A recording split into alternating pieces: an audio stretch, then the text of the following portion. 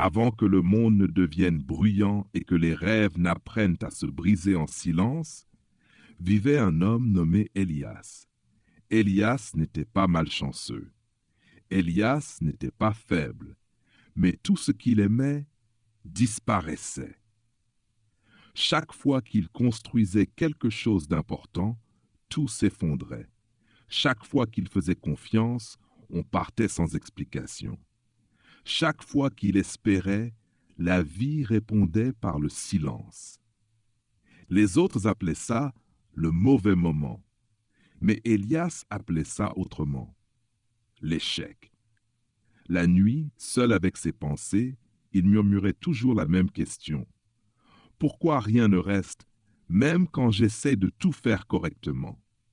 Il regardait les autres avancer, les carrières grandir, les vies se construire, pendant que la sienne restait figée.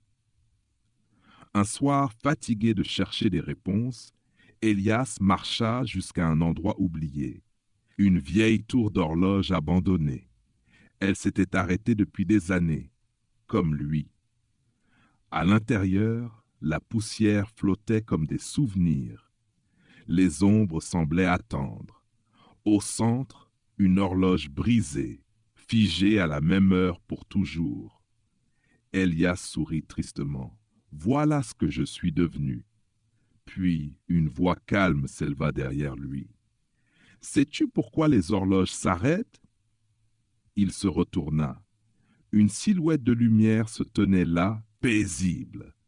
Non, répondit Élias, parce qu'elles n'ont jamais été créées pour mesurer ta valeur. L'horloge commença à briller. Des scènes de sa vie apparurent, les refus, les pertes, les chemins fermés. Regarde mieux, murmura la voix. Chaque moment révélait une vérité cachée, des dangers évités, des douleurs évitées. Tu n'as pas été rejeté, dit la voix. Tu as été protégé. Les larmes montèrent. Alors, pourquoi ça fait si mal? Parce que devenir coûte cher. Les aiguilles bougèrent. Quand ton moment arrivera, dit la voix, tu n'auras pas à courir. Il viendra à toi. L'horloge sonna une fois. Élias se retrouva seul, mais plus vide. Il quitta la tour différent. La vie ne changea pas immédiatement.